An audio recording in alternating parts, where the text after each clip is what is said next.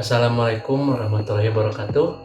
Saya Nijar dari kelas 3 Keperawatan Poltekkes Tasikmalaya. Kali ini akan mempresentasikan tugas promosi kesehatan mengenai berantas jentik nyamuk. Pengertian jentik nyamuk. Jentik adalah tahap larva dari nyamuk.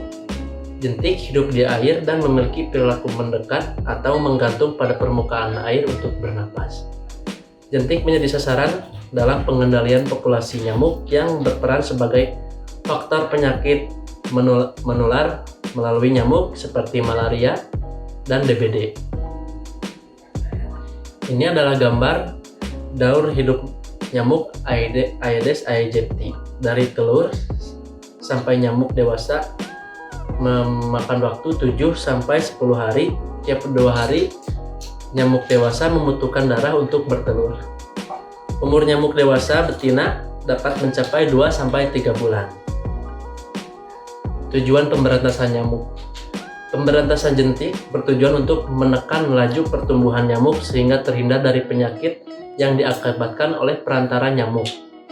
Rumah bebas jentik adalah rumah tangga yang dilakukan pemeriksaan jentik secara berkala, tidak terdapat jentik nyamuk.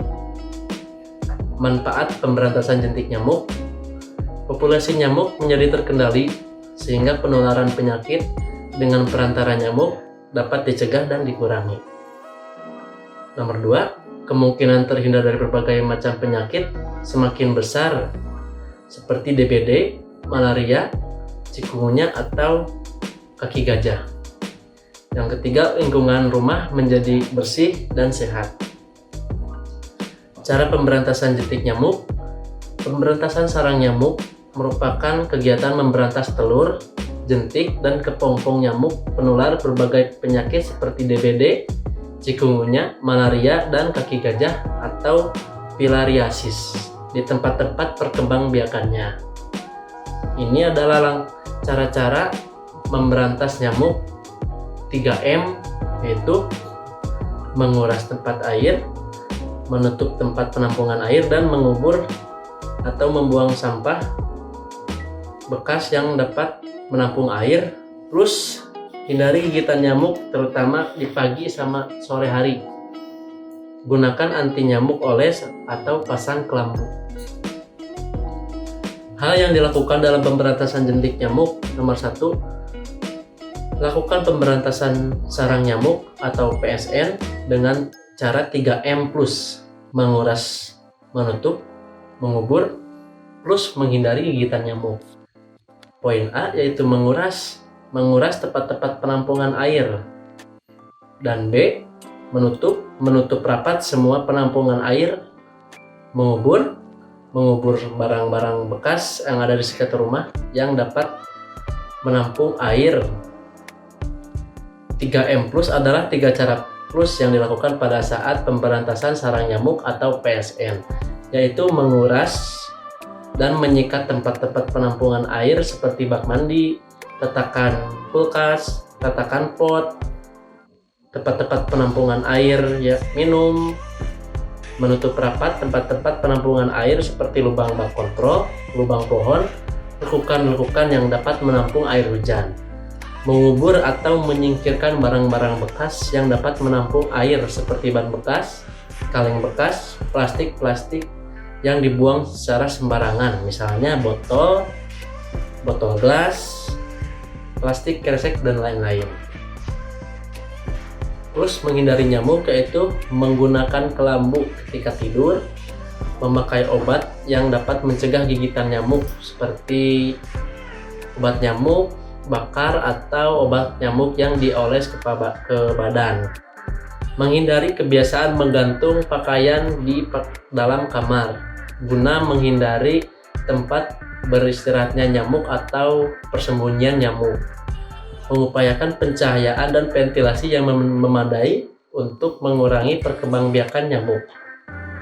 Memperbaiki saluran dan talang air yang rusak. Menaburkan larvasida atau bubuk pembunuh jentik di tempat-tempat yang sulit dikuras, misalnya di talang air atau di daerah yang sulit air.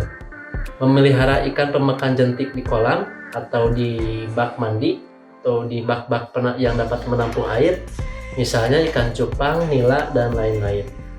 Menanam tumbuh-tumbuhan pengusir nyamuk, misalnya zodiac, lavender, dan rosemary.